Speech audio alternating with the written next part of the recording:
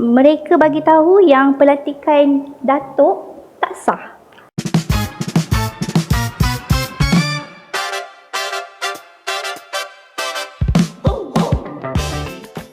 Assalamualaikum, bersama saya Natasha, host anda pada hari ini di Syam Jalil dan tetamu bersama Gen Z. So bersama saya hari ini, co-host saya ada Nadira dan juga Akila.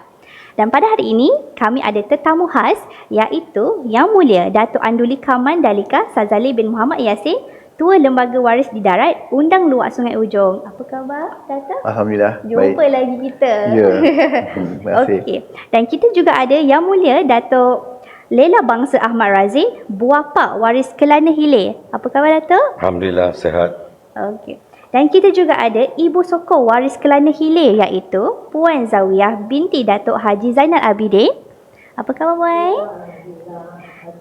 Ya. Dan kita juga ada Datuk Yang Mulia Datuk Raja di Muda iaitu Norman bin Nasir. Apa khabar? Ya, kita jumpa lagi. Sehat. Okey. Jadi, untuk kita teruskan podcast kita pada hari ini, sebelum ni kita dah buat research kan berkenaan dengan krisis di Sungai Ujong. Jadi saya ada tertinggal ada satu soalan saya terlupa nak tanya dekat Datuk Sazali, iaitu slogan yang berkenaan dengan biar mati anak, jangan mati adat. Boleh tak saya nak minta Datuk huraikan? Okeylah. Bismillahirrahmanirrahim. Dulu saya ucapkan tahniahlah, terima kasih kepada Syam Jalil Podcast kerana menjemput kami lagi untuk datang kali kedua ni. Ya. Jadi saya jawab soalan mana yang sampu jawab lah ya. Boleh. Berkaitan dengan slogan yang selalu kita lihat, dengar di media-media masa dan sebagainya, terutama di Negeri Sembilan, biar mati anak, jangan mati adat. Ya. Seperti yang kita maklum, banyak warga-warga Malaysia di negeri lain, mereka macam takut pada Negeri Sembilan ni. Apa pula biar mati anak saya lah, anak adat tu kan. Jadi sebenarnya bagus juga soalan ni, untuk saya menerangkan apa yang tersirat, yang tersurat di belakang slogan itu di Negeri Sembilan. Ya. Jadi sebenarnya macam ni, yang dikatakan adat itu ialah salu-galu kehidupan, adat resam kehidupan dan juga adat istiadat. Itu adalah adat di Negeri Sembilan. Jadi bila ada adat, mestilah ada orang menghidupkan. Orang menghidupkan itulah yang dinamakan anak adat. Ya. Anak adat ini bermula pada waris, buah pak, datuk lembaga, datuk undang dan termasuk sekali pembesar utama kita. Inilah dinamakan anak adat. Ya, mereka menghidupkan adat. Jadi bila kita kedirikan sebagai menghidupkan adat itu, bermakna mereka ini memperjuangkan adat, menjaga adat dan memastikan adat itu secara terpelihara dari ribuan tahun dulu, daripada kita punya leluhur, nenek moyang kita sampai ke hari ini. Ya.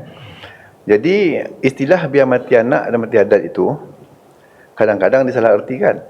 Ya. Sebenarnya bukan kita nak suruh anak kita mati. Siapa nak suruh anak mati? Ya, kita sayang anak kita kan. Yang dikatakan anak itu adalah orang-orang yang menjaga adat ini. Daripada bawah tadi sebut tadi, daripada waris hingga ke atas itu, itulah anak-anak adat. Jadi yang disebut biar mati anak, mati adat itu ialah bermaksud sekiranya anak-anak kita tu buat masalah tentang adat dan sebagainya, biarlah anak itu mati. Bukan makna kita mati, kita cabut nyawa dia, bukan. Biarlah dia turun pada jawatan dia tu. Itu yang disebut mati. Ya. Biar mati anak, jangan mati adat. Bermakna anak itu kita biar mati, maknanya mati itu maknanya keluarkan berjawatan itu. Adat tetap kita pelihara, sebab datuk, lembaga dan waris itu boleh diganti. Bapa pun boleh diganti dan pembesar-besar boleh diganti. Sebab datuk nenek moyang kita dulu sangat sayang pada leluhur dia. Dia telah menyediakan berbagai-bagai cara untuk memastikan keturunan-keturunan dia tu terpelihara dari segala segi. Contohnya, dia ajarnya persilatan untuk mempertahankan diri. Dia ajarnya tentang adat resam untuk kita menjaga silsilah kita bersama keluarga kita. Dia ajarnya kita tentang adat-adat, tentang kita pergaulan kita dengan suku-suku ataupun dengan purut-purut yang lain. Dia ajar kita tentang pemilihan. Dia ajar kita tentang berbagai cara sehingga ke atas, peringkat atas. Tujuannya ialah untuk memastikan keturunan dia, leluhur kita ni bersatu padu, bermuafakat, untuk pastikan kita tidak bergaduh sesama sendiri. Jadi apa yang kita lihat, kalau tidak ikut adat yang diaturkan oleh leluhur kita ini, itu sebablah kita ada berbagai-bagai permasalahan antara satu sama lain. Ini yang dimaksudkan, biar mati adat, biar mati anak, jangan mati adat. Jadi kena faham, adat itu adalah orang-orang yang diberikan jawatan ataupun anak-anak waris ataupun ibu bapa ataupun datuk-datuk lembaga ataupun undang-undang yang menjaga adat-adat ini. Itulah slogan yang sebenarnya, sebab utama dan maksud utama yang tersirat dan tersurat, biar mati anak, jangan mati adat. Itu saja. Okey, sekarang saya baru dah faham. Alright.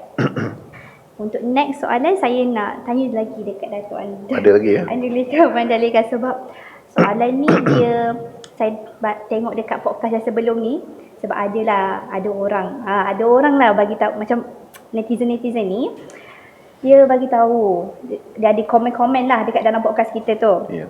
Okey, saya nak minta Datuk Andalika terangkan macam mana pelantikan Datuk Andalika Mandalika.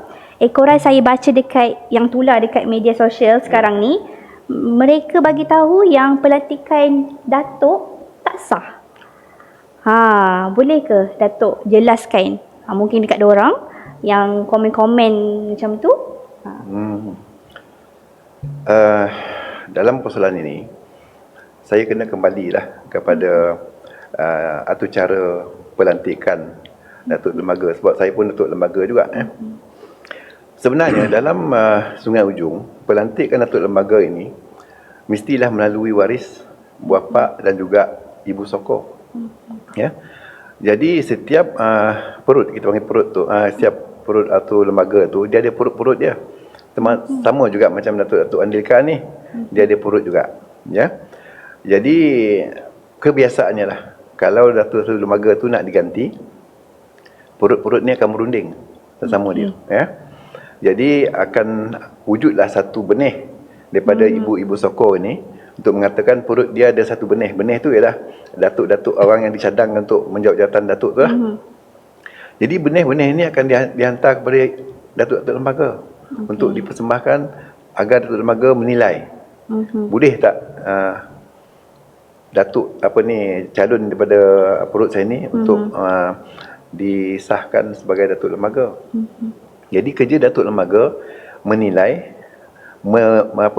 memastikan daripada salu-galu mana, betul tak betul, ada tak masalah lain yang timbul sebelum ini daripada leluhur-leluhur dia sebelum ini. Jadi sebab itulah agak rumit juga nak melantik datuk-datuk lembaga ini.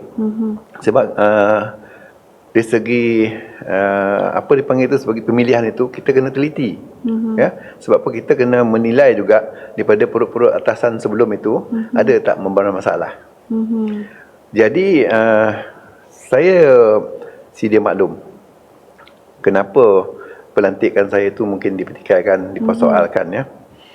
Kisahnya adalah kerana setelah kita menilai satu persatu perut-perut Datuk Andalika Mandalika ni, sebenarnya perut Andalika ni ada 4. Setelah diteliti satu persatu, telah dilihat datuk-datuk yang sebelum ini bermasalah dari segi pentadbiran datuk-datuk sebelum ini. Jadi berkemungkinanlah datuk-datuk yang menilai itu, masa tu saya belum dilantik lagi. Jadi mereka mungkin merujuk pada yang Tuan Mulia Datuk Undang. Jadi Datuk Undang ni dia tahu segala tentang permasalahan datuk ini dan waris-warisnya. Jadi bila saya dilantik, sampai masa lebih kurang, tak silap saya, lebih kurang 4-5 bulan setelah mantan Datuk Andalika dulu telah dipecat, saya dicari oleh waris-waris lah. Jadi kebetulan waris-waris yang lain itu didapati telah cacat. Disebab itulah datuk-datuk itu mencari dan jumpa dengan ibu sokong saya. Lalu dirundingkanlah saya. Lepas dirunding tu, ibu sokong saya membawa saya ke balai undang. Inilah perception yang timbul, orang mengatakan bahawa saya dilantik oleh Datuk Undang. Bukan. Saya dilantik oleh ibu sokong saya sendiri. Ibu sokong saya, kalau ikutkan budak kecil jenjit telinga buat pergi balai undang tu. Tapi taklah saya kan. Jadi maksudnya ibu sokong saya bawa saya untuk dicadangkan pada balai undang. Nak dibincang dengan sokong lain tak boleh dah. Sebab sokong-sokong lain perut nampaknya dah cacat. Sebab itulah saya dibawa. Dan tidaklah boleh ibu sokong saya merunding dengan sokong yang lain. Sebab bila dah cacat, takkan kita nak merunding pada yang betul ni. Jadi sebab itulah ibu sokong tu terus bawa jumpa Datuk Undang. Dan Datuk Undang pun nampak dekat, mungkin saya handsome sikit kot. Dia pun timur saya. Jadi sebab itulah setelah disemak salu-galu saya, dan mungkin saya nampak agak elok sikit ke, tak tahu lagi segi apa, Datuk Undang mandang saya, ditimur saya. Selepas itu saya dalam satu majlis diisiarkanlah saya mengenal batang tubuh namanya. Lepas tu diisiarkanlah saya sebagai Datuk Aneka yang baru, dan untuk menjawab persoalan kenapa saya dilantik dan kenapa tidak ada apa dipanggil tu kebulatan dengan waris Anika tu. Saya nak sebut satulah. Kalau sekiranya di undang Sungai Ujung, kalau kita nakkan kebulatan, kena ada kebersamaan. Jadi setiap kali ada jemputan ataupun kerajaan di balai undang, hadirlah sama-sama meraihkan. Jadi kita tahu dan tidak ada cakap belakang-belakang.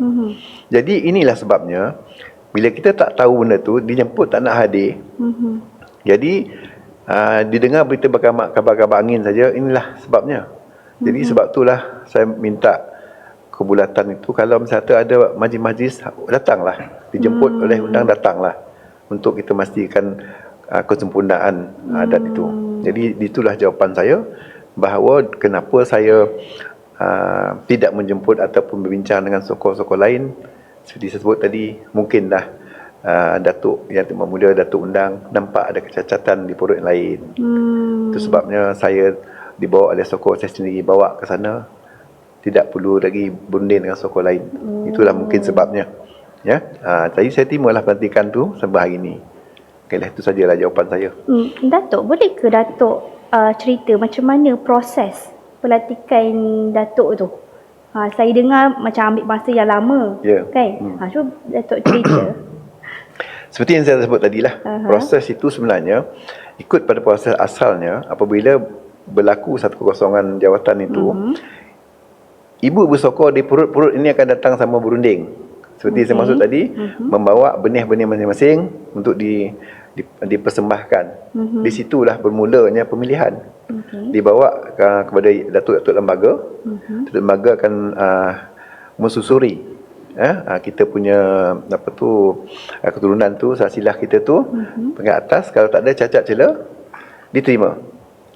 Kalau misal katalah contoh setelah diselidik, ada 2 orang tu tak ada cacat celanya.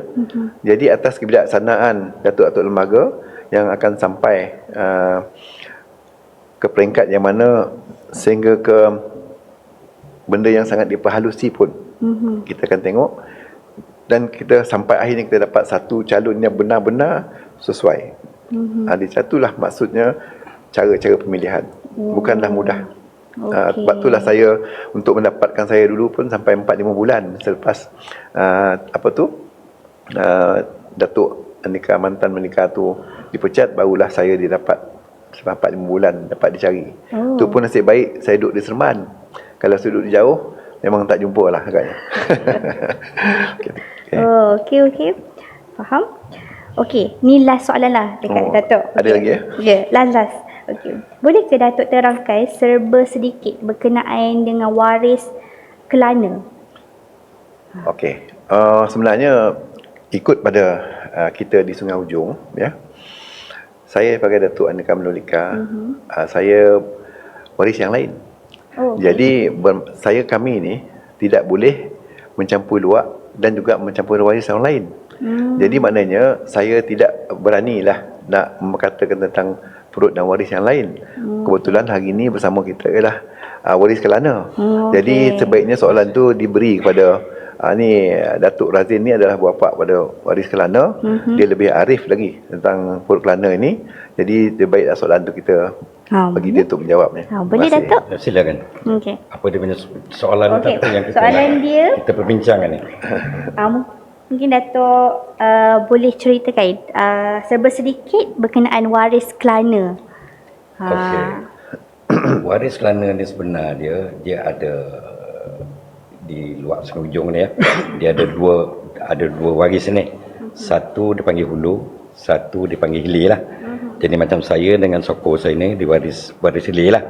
Jadi sekarang ni bagi orang tu yang terhormat mulia kita Datuk Kelana Mubarak ni adalah daripada perut hulu. Tetapi itu adalah bagi orang tu undang kita. Itu ada raja kita. Jadi kita tak boleh nak mengatakan yang hulu tu adalah Tok Kelana dia. Yang hilir ni Tok Kelana lain, tidak. Kita adalah bersama. Dan luar Sungai Ujong ni dia sangat besar. Dia macam Seremban ni dia Seremban production dengan nilai sekali. Jadi dia antara production dengan Melaka. Lepas tu nilai dengan Bagatan dengan Selangor. Jadi dia banyak luas benda tu. Jadi macam saya pula sebagai bapa ni, saya ada juga sebagai saya punya lembaga saya. Lembaga saya ni Bagatan tu dia meliputi kawasan dia. Dia menjaga kawasan dia. Saya sebagai bapa ni selalu saya menjaga sebagai sokong saya dan juga kepada anak waris saya.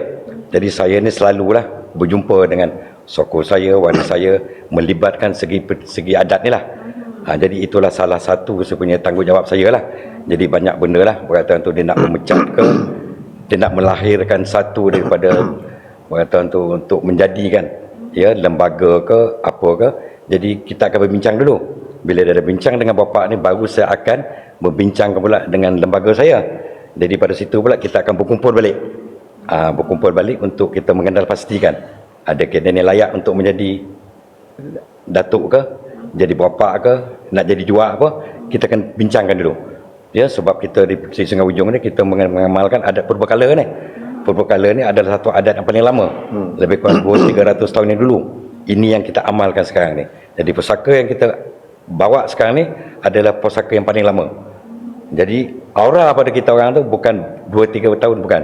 Dia 2 tahun yang lepas. Paling mahal kata orang. Ini yang kita kena jaga. Adab kita, sopan kita. Segi adat ni kita tak boleh berkata tu kita nak berkasar, tak boleh. Adat ni sebenarnya berkata tu kita kena adab betul-betul. Sebab kita tak boleh berkasar dengan orang. Ya, sebab kita ni sebagai contoh daripada generasi-generasi yang akan datang. Jadi di situlah salah satu tanggungjawab saya ni sebagai bapa kepada waris Kelana ni.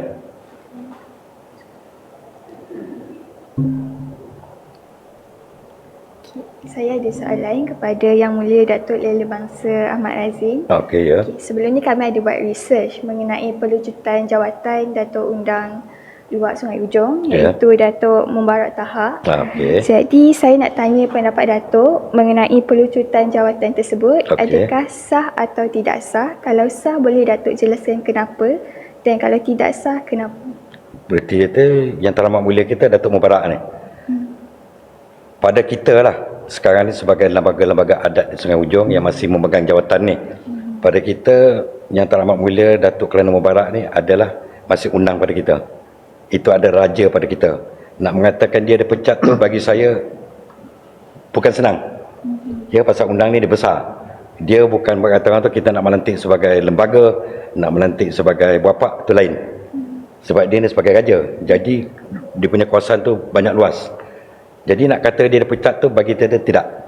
Masih sampai ini lagi Datuk Mubarak tu adalah berkata tu raja kita, undang kita. Jadi di situ kita masih memperkutuhkan dia lagi. Buat masa inilah tidak ada kematakan benda ni kita nak memecat dia, tidak ada.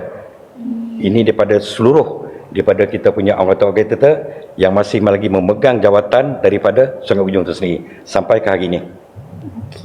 Soalan saya yang seterusnya, seperti yang kita tahu, Faris Johari telah dicanangkan sebagai Undang Luang Sungai Ujong yang baru. Jadi pada pandangan Datuk, adakah pelantikan ini mengikut adat ataupun tidak? Pada saya lah sebagai bapa saya dan juga sebagai apa waris dia, bersama dengan soko saya semua, saya tidak bersetuju. Walaupun daripada segi adat tu dia memang ada, ya, dia ada dia punya soko dia ada bapa dia ada apa semua, betul, pusaka dia memang ada. Tapi untuk dia melucutkan benda ni bukan senang, ya, bukan semudah dia. Pasal benda ni dia kena berkata tu, dia kena muafakat antara hulu dengan hilir tu, dia kena duduk bersama muafakatkan benda tu. Jadi segi apa yang dia nak memecatkan Datuk Kelana Putra ni, tidak boleh. Apa kesalahan dia? Jadi pada situ kena bincang dulu. Adakah maksud dia waris hulu ni tadi dia menerima benda ni atau tidak? Atau kita waris sini pula menerima ke tidak untuk dia punya apa tu, pemecatan ni tu? Bagi kita tak boleh.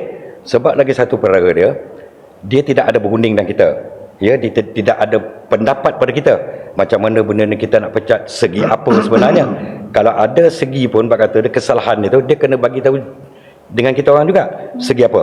Adakah benda tu tally dengan kita? Boleh ke tidak dengan kita? Kita tak boleh kata nak menerima dia, tak boleh. Bagi saya pelantikan itu bagi saya adalah tidak sah. Ya, daripada segi dia memang boleh jadi, bukan tak boleh, boleh. Tetapi tak bolehlah kata orang tu kan, patah tumbuh hilang berganti.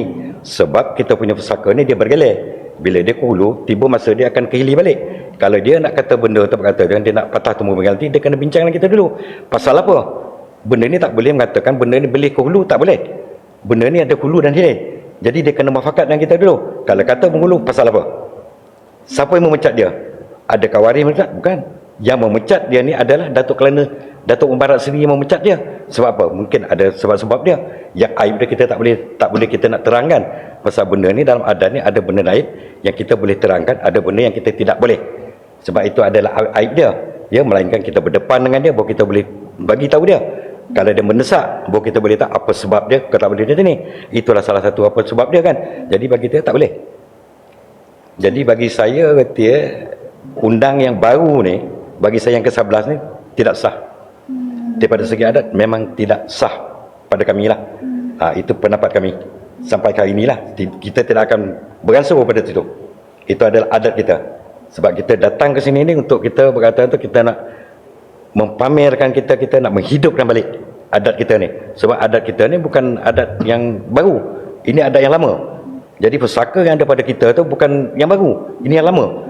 Jadi aura-aura tu semua bukan untuk yang ni, yang lama. Jadi kita kena betul-betul kat situ. Ini bukan kita nak main, tak boleh. Sebab ini adalah raja kita.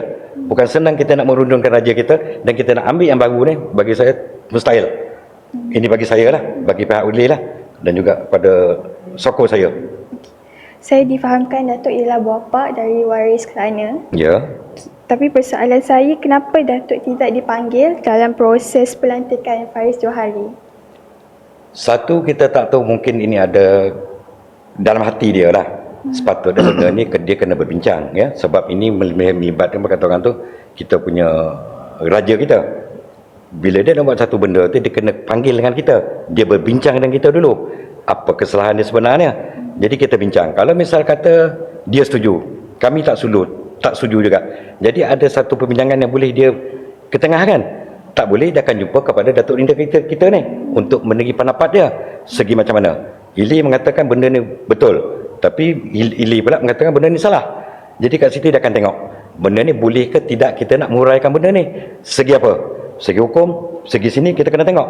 Kalau tak boleh juga last mungkin hulu hilir dengan Tok Nika ni kita akan berjumpa kepada yang teramat mulia kita, yang amat mulia kita, Datuk Syahbandar. Kita akan merujuk pada dia dulu. Macam mana benda ni? Hulu dan ini tidak ada berkata kesefahaman tu tidak ada. Kita dah merujuk kepada Datuk Nika kita tadi pun tidak boleh juga. Jadi macam mana kita nak menyelesaikan benda ni? Jadi kita kena rujuk kepada Datuk Bandar tu tadi. Apa pandangan dia? Adakah boleh diselesaikan benda ni ataupun kita akan bawa kepada Dewan Keadilan? Bila Dewan Keadilan tu situ akan ada satu peraturan tu di mana benda tu akan diletakkan. Benda salah atau tidak. Situ kita akan tunggu. Sampai kali inilah apa yang dah jadi pada sekarang ni. Perkataan tu nak cakap pun tak boleh lagi dah. Benda dah terjadi. Jadi kita sepatutnya mengharung benda ni sekarang ni untuk kita menegakkan benda yang benar. Sebab ini adalah raja kita. Kita tak boleh buat macam tu. Ya, tu satulah. Lagi satu tak boleh berkata orang tu kita nak berkatakan patah tumbuh hilang berganti tu bagi kita no way. Tak boleh. Itu prinsip kita. Ini kita pegang sekarang ni. melalui adat yang telah diamalkan di Sungai Ujong. Ya. Jadi boleh Datuk simpulkan apakah kesilapan dan pelanggaran adat yang telah dilakukan sepanjang pelantikan Faris Johari? Yelah, Faris Johari ini kalau ikut daripada waris dia lah. Dia menggunakan benda itu daripada telaga. Telaga ni adalah satu di mana telaga ni adalah tempat undang, tempat dia duduk sebenarnya. Jadi di situ ada telaga dia, di mana waris-waris ni, datuk-datuk lembaga ni, bapak-bapak tu akan berkumpul untuk menyelesaikan masalah masyarakat ke, daripada segi adat ke, dan macam-macam kat situ lah. Bila kat situ, baru benda ni akan bawa kepada yang tak mahu boleh undang datuk kita untuk kita menyampaikan apa segi benda ni sebenarnya. Jadi segi macam ni pula kita fikir, bagi saya tidak adil. Pasal yang nak buatkan benda ni adalah daripada di situ. Jadi kata satu puak saja tak boleh, satu sokor saja tak boleh.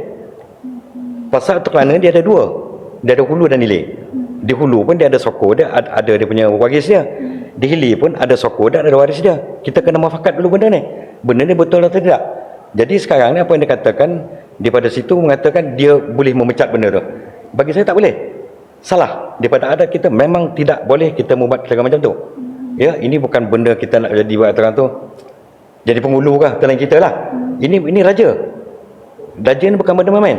Kita tak boleh nak buat macam tu. Jadi sekarang ni benda dah jadi. Jadi bila dah jadi benda sekarang ni, jadi satu, bak katakan tu dah jadi huru-hara dah sekarang ni dalam Malaysia ni dah. Ya, orang yang tak tahu pun dah tahu dah. Di Negeri Sembilan ada satu benda yang bak katakan tu dah pelik nak jadi dah. Macam mana nak jadi sekarang ni? Raja kita ni dah bercanggah. Ya, pasal ada benda lain akan masuk. Membentang benda ni, menyalahkan benda ni. Bagi saya tak boleh benda tu. Bagi saya adalah benda yang salah. Kan benda ni patutnya orang adat tu sendiri yang menyelesaikan benda ni. Orang luar tidak boleh masuk sebenarnya. Begitu juga dalam keadilan tu kan, dia semua dia ada 8 orang. Dia ni bersidang, bukan kita. Undang yang 4 tunggu besar tampin. Kan? Itu dah yang di-Pertuan Besar kita. Kan Datuk Sabana kita, dia ni yang menyelesaikan benda ni. Macam mana nak menyelesaikan benda ni? Tak boleh. Jadi macam mana dia sekarang dia mengatakan Datuk Mubarak ni dipecat? Bagi saya tak boleh. So apa saya mengatakan kat situ, saya bukan nak mengatakan apalah kan, tidak boleh nak memecat undang ni. Tapi undang boleh memecat kepada tuanku ni, boleh. Sebab dia ada veto dia sendiri. Kan? Tapi apa tidak boleh memecat undang ni memang tidak boleh. Bukan dia punya kerja. Jadi kat situ bagi saya adalah satu yang salah bagi saya. Segi adat ni tidak boleh kita terima cara bulat-bulat macam tu, tak boleh. Pasal benda ni terlampau terperinci. Kita tengok betul-betul benda tu betul ataupun tidak. Kita tak boleh berkata tu orang cakap benda tu salah, kita kena terima. Tak boleh. Ya, pasal ini saya pada segi adat dia, aura yang dia bawa tu, dia bukan sebagai orang biasa. Kalau kita ni jadi orang biasa, tapi pada dia bukan. Kita kena ingat dia tu kan, dia tu sebagai kata orang tu raja kita. Ya, pasal di Negeri Sembilan ni kita bukan satu raja. Ya, kita ada 4 undang, kita ada Tunku Besar Tampin, dan kita ada satu yang di-Pertuan Besar. Ini adalah pemerintahan bersama. Dia bukan diletakkan di bawah pada, tidak, dia akan bersama benda tu. Jadi benda-benda ni semua dah adalah letak kepada undang ni. Ya, macam tuanku ni sebagai chairman kepada undang yang 4 ni. Itu yang sebenar pada dia. Dia tidak boleh mengatakan apa-apa. Dia chairman. Kalau dalam chairman dalam meeting pun dia mesti berkata tu, dia mesti dapat izin daripada undang yang 4 ni. Apa yang dia nak berceritakan. Dia tak boleh terus bercakap, dia tak boleh.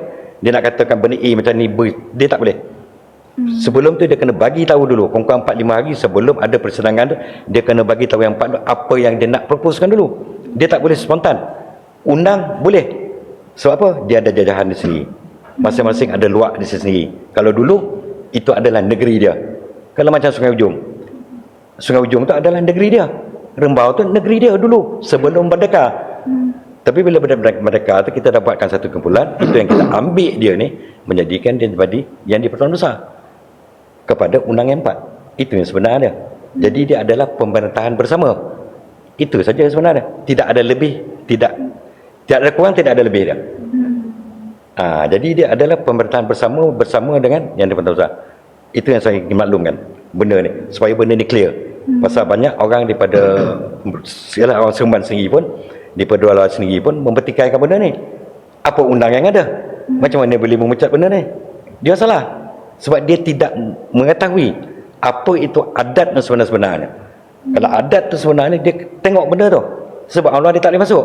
Sebab dia tak tahu kat mana dia nak masuk benda tu. Dia pakai undang ni tak ada apa benda pun. Macam mana undang ni boleh memecat macam ni? Tak boleh. Undang tu dia ada juak dia sendiri. Dia ada tanah dia sendiri. Itu kita paling penting bagi kita. Itu dia punya penjelasan saya lah. Daripada sudut saya lah. Ya, sebagai bapa ni saya tengok benda ni kita kena berhati-hati dia akan datang. Sebab kita tak tahu masa yang akan datang, mungkin setahun akan datang benda ni akan bungkit balik, akan datang balik. Wallahualam, kita tak tahu. Jadi pada sekarang ni kita cuma berhati benda ni supaya benda ni jangan terjadi lagi. Kalau terjadi benda ni, wallahualam, saya pun tak dapat nak cakap lah, kan? Kita pun tak tahu lah, betul tak? Mungkin kita ni hidup ke tidak, wallahualam. Tapi generasi akan datang ni, dia kena tengok benda ni, sama ada benda ni boleh ke tak boleh untuk akan datang. Itu penjelasan saya sebenarnya. Okay, saya ada soalan untuk Ibu Soko, Kelana Hulu. Kelana Hilir. Soalan saya, kebiasaannya Ibu Soko perlu ada dalam kerapatan di Kelana Hulu ataupun Hilir lah kan. Tetapi semasa pemecatan Yang Teramat Mulia Datuk Mubarak Tauhak dan kerapatan Faris bin Johari sebagai undang luak Sungai Ujong yang baru, Puan tidak hadir ke kerapatan tersebut. Kalau macam tu boleh tak Puan jelaskan kenapa? Pertama saya ucapkan terima kasihlah kerana menjemput saya datang bersama berkongsi maklumat dan yang pentingnya menyampaikan ketidakpuasan hati saya mengenai pertelagahan ini sebagai Ibu Soko. Okay.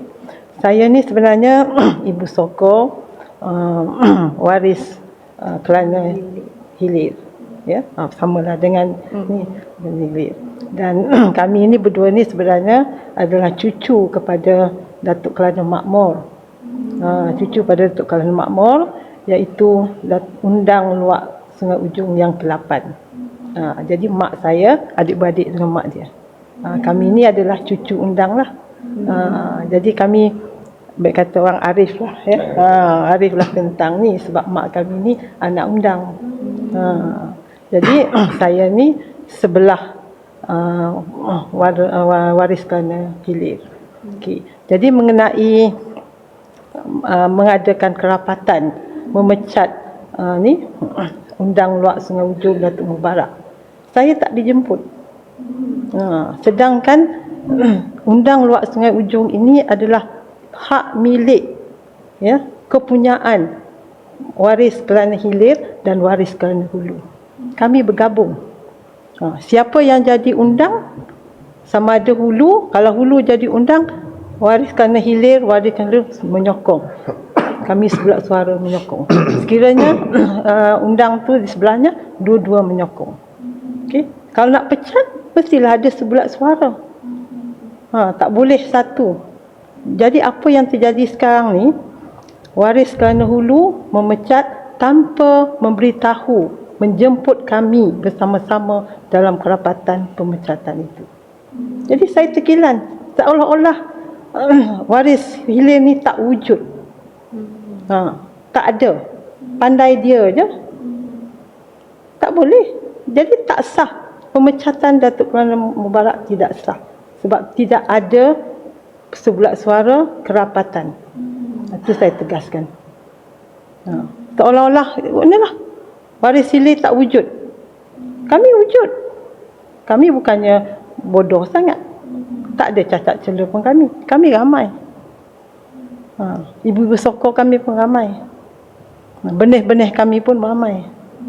Jadi berpakatlah. Berpakat apa kesilapan undang, sama ada baik atau buruk, kalau nak nak bincangkan, bincang bersama. Kemukakan. Dapatkan pendapat yang sama. Okey. Itu yang saya ni lah. Okey, yang kedua mengenai pelantikan Encik Faris bin Johari. Saya bantah sekeras-kerasnya. Saya tak setuju. Bukan saya dengki pada dia, tak. Tetapi tak betul cara dia. Saya kata tadi, undang Luak Sungai Ujong adalah kepunyaan milik wariskan hulu dan hilir. Sekarang ni undang Luak Sungai Ujong ni adalah daripada waris hulu. Sekiranya dia nak pecat, penggantinya adalah hilir, hak kami. Jangan ambil hak kami. Kan? Jangan ambil hak kami. Kami ada juga maruah. Hak kami tak boleh.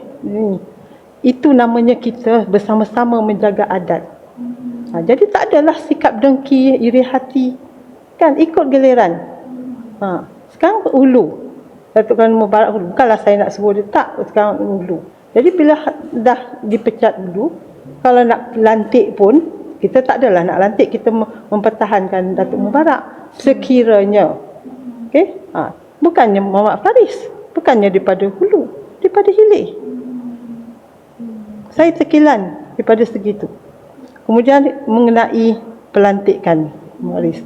Dia gunakan Datuk Andika Mandalika yang tidak sah. Okay? Yang sah adalah Yang Mulia Datuk Sazali. Dia gunakan yang tu. Okey, dia gunakan tu, kesilapan dia. Datuk Zainul Arifin. Dia sebagai tunggak. Okey? Sebagai lembaga yang atas. Dia tak boleh menyebelahi Perak Hulu saja. Ini dalam statement dia, kalau tak silap saya dalam akhbar lah, sebab saya ni tak pandai mengenai TikTok lah apa kan, orang lama kan. Tak reti. Buka sikit-sikit tu lah, tapi banyak ambil lah surat khabar tu baca kan. Jadi ada dalam statement tu, saya terbaca lah kalau tak silap, ada ke tidak kan.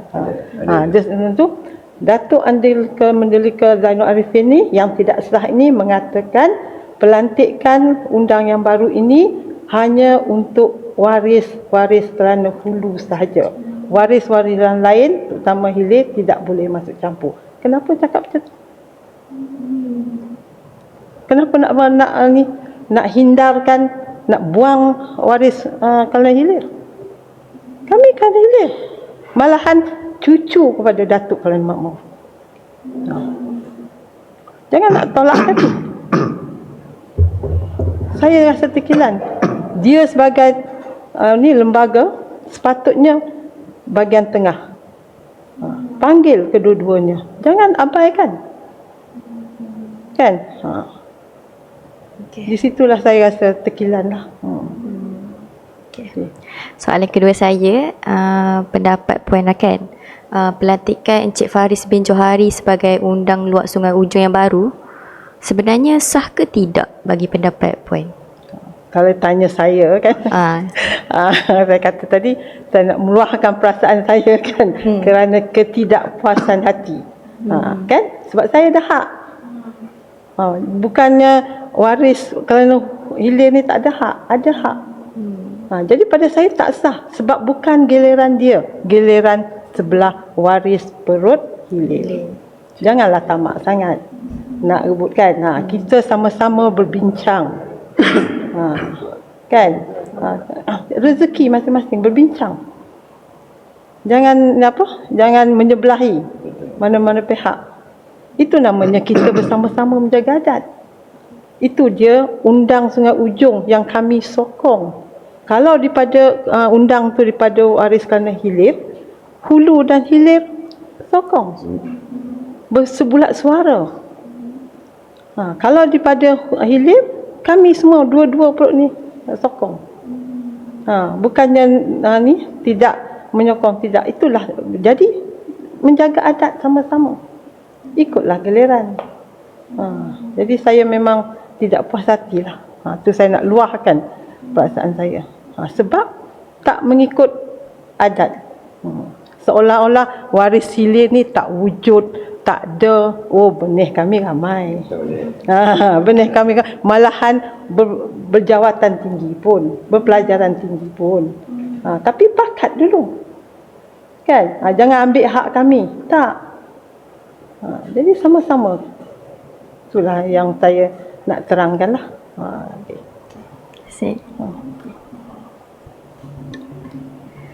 Okey, tadi saya nampak Yang Mulia Datuk Rajadi Muda macam ada nak ulas sikit kan, mungkin Datuk boleh komen untuk isu ni?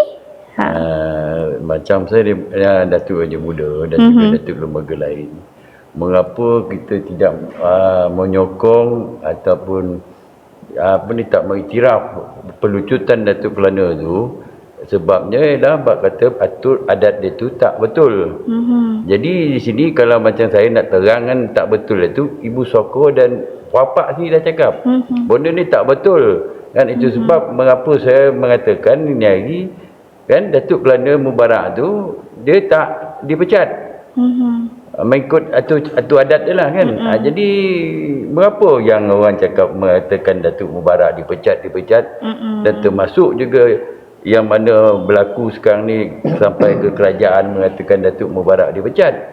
Sebab patut dia merujuk pada Ibu Soko. Kan? Yang mana benda ni tak bulat di luar dia. Sepatutnya kalau bisa kata bulat di luar, barulah dibawa Dewan Keadilan untuk dipecat undang. Di sini tak bulat. Sebab apa? Di waris kerana itu sendiri pun berbalah. Tak ada kata orang tu macam kata persetujuan bersama.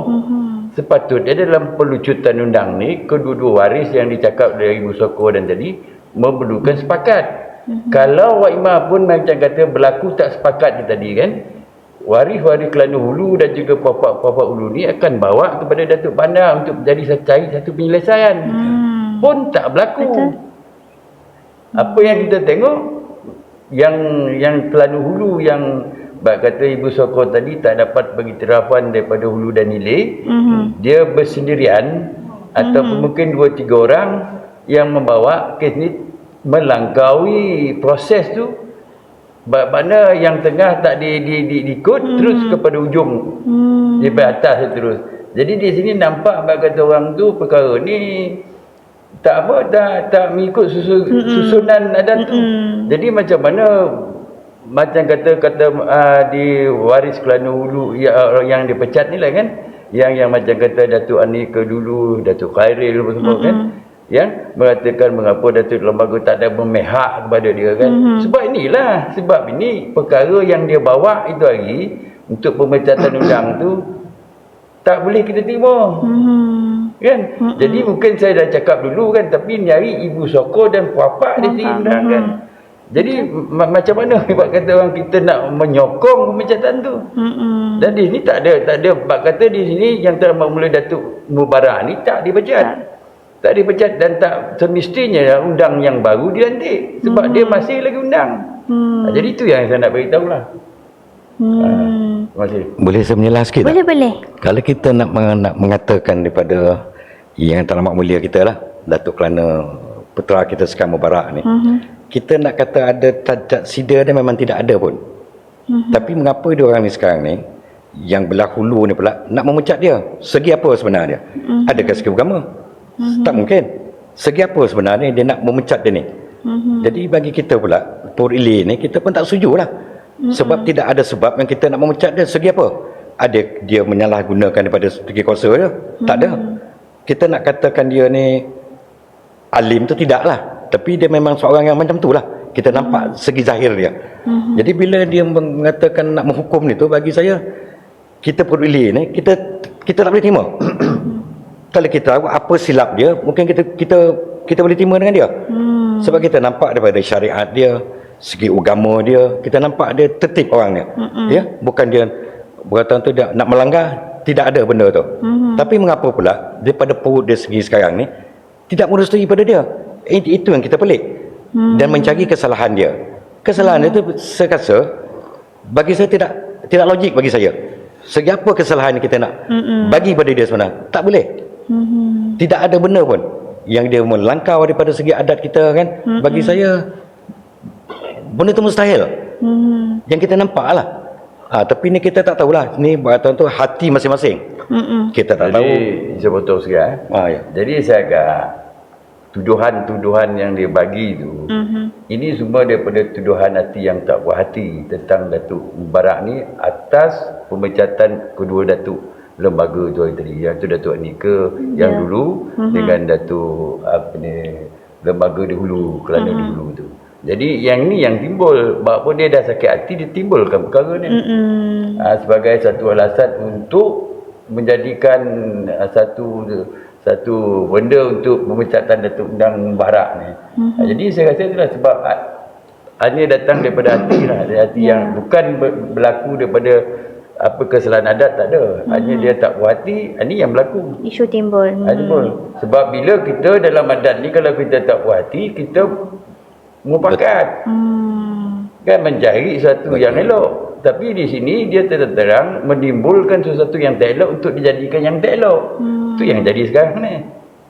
Dia juga. Saya nak tambahkan juga kat situ. Boleh. Antara waris hilir dan waris hulu ni sebenarnya dia adik-beradik sebenarnya. Ya, dia beradik tergeti dia. Pusaka dia di belah hulu, saya ni belah hilir. Tapi kalau ikut daripada adat dia, mungkin bapak dia tu dengan mak saya ni adik-beradik. Nampak tak, bapak dia boleh jadi kerana hilir, yang mak dia boleh jadi kerana hulu. Jadi dia banyak persamaan dia macam tu. Tapi bila dia buat benda macam ni, macam kita ni hilir ni macam terguris tu. Pasal kita ni bukan lain. Itulah sebenarnya. Cuma sekarang ni kita hulu dan hilir. Itu saja kan. Tapi bila membetikaikan benda macam ni, kita tak rasa macam kita ni dihina ke? Apa kesalahan kita? Ya, sokong saya pun dekat sini. Apa sebenarnya yang menjadi benda ni? Dah berkata dah sampai ke ini lagi. Belum ada penyelesaian dia lagi dah. Sekarang ni dah sampai ke mahkamah, dah sampai ke sini kan. Jadi sekarang ni antara kita ni waris ni jadi baca nak kata kacir pun tidak. Jadi kita tak tahu di mana sekarang kita sebenarnya. Kan benda ni dah bawa ke mahkamah. Kita kena tunggu sekarang ni macam mana kan. Jadi kita sendiri tak tahu di mana sekarang ni. Di mana letaknya sebenarnya benda ni. Kan? Apa salah kita? Pasal ni adik-adik sebenarnya. Cuma ada hulu dan hilir. Itu saja sebenarnya. Tapi sampai ke hari ni belum ada penyelesaian kita dapat lagi. Dan kita tak tahu pula. Ya, saya nak kata belah hulu tu pun tak boleh kecil kan. Sebab itu adalah saudara kita juga. Ya, sebab mak dia kan adik-adik. Kadang ni adik-adik dia situ ya. Cuma dia bergalir sekarang tu dengan hulu dan hilir itu ya. Dia hulu, saya hilir. Itu sebenarnya. Tapi benda tu tak boleh buat tu sampai ke ni hari. Bukan orang lain pun. Tapi jadi benda tu sampai ke ni hari. Kita nak jadi macam satu musuh. Saya cakap tentu orang, saya tidak takut pada benda pun. Pasal kita menegakkan pada adat kita. Saya tak takut. Saudara saya ramai kat situ. Abang saya ramai kat situ. Saya tak takut. Pasal benda ni kita meledatkan adat kita. Itu saja. Kita bukan nak ada penilaian, tidak. Ini adat. Bagi kita ni, kita nak tengok di mana yang betul, di mana yang tidak betul. Ini kita nak tengok. Bukan sebab dekat situ kita itu. Bukan macam tu. Kita nak tengok semana benarnya. Ya, pasal benda ni dah bertahun dah. Ini bukan 100 tahun punya apa. Adat ni dah terlampau lama. Ya, dalam Negeri Sembilan itulah satu dia. Sungai Ujong ni yang paling lama. Yang paling tua. Ya, sebelum Melaka dia dah ada benda ni. Ini yang kita bawa kepada ni. Dan bawa kepada duduk yang lain. Ya, daripada kepada Rembau, kepada Jelebu, kepada Johor. Kita bawa benda ni. Tapi teraju dia ada daripada Sungai Ujong tu sendiri. Itu sebab dia jadi khalifah daripada Undang yang 4 ni. Itu salah satu. Jadi kita kena jaga benda ni. Bukan kita nak mencemar benda ni. Tak boleh. Jadi benda ni macam mencemar dah. Orang lain tengok apa ni? Apa adat ni jadi macam ni? Jadi kucak-kacir. Bukan kita menjadi kucak-kacir. Dia orang ni menjadikan kucak-kacir benda ni. Patut benda ni boleh kita muafakat. Apa salahnya? Kita ni adik-beradik. Kat situ ke? Tapi tidak boleh. Kita tak tahu. Mungkin ada ego. Saya cakap tentang segi adat kita pasal cakap benda ni. Ya, sebab kita nak menegakkan benda ni. Sebab adat ni biar kita berkata kita berkelahi di depan tidak ada masalah. Ya, kita nak benda ni terang. Kali ya datang jumpa kita. Betul tak? Betul. Sebab bagi kita tak salah. Kita nak membetulkan benda ni macam mana jadi macam ni. Jadi benda ni sekarang dah kucak-kacir sampaikan ni kita tak tahu sampai bila. Dan kita tengoklah macam mana keadaan yang akan datang ni, benda ni boleh ke tidak ke. Allah Ta'ala yang boleh mengetahui benda ni sekarang. Itulah penjelasan saya sebenarnya. Boleh. minta maaf lah. Sebenarnya kami satu rumpun. Ya. Baik kata orang sakit paha kiri, terasa juga paha kanan. Kami satu rumpun. Tetapi tidak adanya kesepakatan, kan, sebulat suara, itu yang jadi macam tu. Sehingga kan terjadinya iri hati, jauh hati. Perut ilir, saya cakap ni, Ibu Sokong perut ilir rasa tersisih. Tak dipanggil. Kan? Sedangkan satu rumpun. Jadi menjadi perbalahan. Patutnya panggil, berbincang, sama ada kerapatan-kerapatan panggil waris hulu dan waris hilir. Bersama-sama kita memberi pendapat. Kan? Itu yang sebenarnya. Jadi dapatkan sebulat suara. Jadi tunggak je, undang luak Sungai Ujong. Kita angkat bersama-sama. Itu adat kita. Kita sama-sama menjaga adat. Okay, itu je lah penjelasan saya. Okay, terima kasih. Okey, terima kasih. Okey, so sebelum saya nak endkan kita punya podcast kat sini, saya ada nak tanya Datuk, kan, mungkin Datuk Andulika boleh beri satu ulasan dan kesimpulan tentang kesinambungan adat di Sungai Ujong ni, dan mungkin Datuk boleh beri pesanan juga kepada waris-waris di Sungai Ujong. Oh, saya ingat saya dah habis tadi. Rupanya ada lagi rupanya. Last ya. Okey, pada pendapat saya, satu masa nanti benda ni akan selesai juga, ya. Tapi mestilah berpandukan undang-undang tubuh dan juga sistem adat itu sendiri. Jadi sebenarnya saya nak berpesanlah kepada seluruh anak-anak Negeri Sembilan. Sebab anak-anak Negeri Sembilan sebenarnya anak adat sebenarnya. Jadi kita ingat satu pesanan bahawa kita beradat ini bersendikan syarak. Syarak itu sendiri bersendikan kitabullah. Kitabullah itulah Al-Quranul Karim. Ya. Jadi sudah menjadi satu kewajipan kepada anak-anak waris seluruh Negeri Sembilan untuk mempertahankan adat. Sebab adat ini bersendikan kitabullah, bersendikan syarak. Jadi kalau kita mengelak daripada mempertahankan adat, maksudnya ialah kita tidak mempertahankan kitabullah. Ya. Jadi seperti yang kita maklum bahawa kita telah pun melalui zaman gelap. Ya. Yang saya masukkan sekarang adalah zaman gelap. Adat-adat kita dipertikaikan. Adat-adat kita ini seperti tidak diikuti dengan sempurna, diperlekehkan dan sebagainya. Jadi pada pendapat saya, pada kesimpulan yang mungkin ada masa yang sedikit ni, saya berpendapat anak-anak waris Sembilan yang masih mahu mengaku diri mereka adalah anak-anak adat dan anak-anak waris Negeri Sembilan, terutamanya dalam kesempatan untuk kita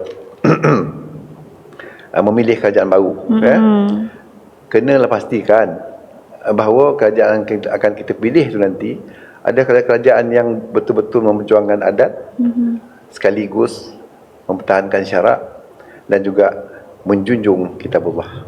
Ya. Jadi sebab itulah saya menyeru pada sekalian anak-anak Negeri Sembilan yang kita akan mengadakan PRNO, pastikan kita memikirkan tentang adat ini. Sebab dari segi adat inilah punca kuasa untuk menubuhkan kerajaan Negeri Sembilan. Ya. Jadi itu sebabnya saya katakan berhati-hatilah kita dalam urusan-urusan ini untuk memastikan tegak adat, tegaklah hukum. Tegak hukum, tegaklah syarat. Tegak syarat itu paksinya ialah kitabullah. Itu sebabnya saya pesan sekali lagi bahawa sama-samalah kita ya, menjaga apa yang sepatutnya kita jaga dan memastikanlah ya kerapatan itu ditaupkan semula ya, untuk pastikan kita sama-sama mempertahankan apa dipanggil itu, kita punya warisan-warisan nenek moyang kita, untuk kita mengekalkan hidup kita yang harmoni berpandukan tata susila yang telah ditetapkan oleh leluhur kita sebelum ini. Jadi pesanan saya pada semua, bersatulah sama kita dalam satu sistem yang terbukti selama ini digarap oleh leluhur kita sebelum ini, telah membuktikan bahawa kehidupan kita hari ini selagi kita berpegang pada adat ini, selagi itu kita akan dapat hidup yang sempurna dari segi agama, dari segi adat, dari segi segala-galanya tentang kehidupan kita. Dan juga akan kita warisi pada generasi akan datang.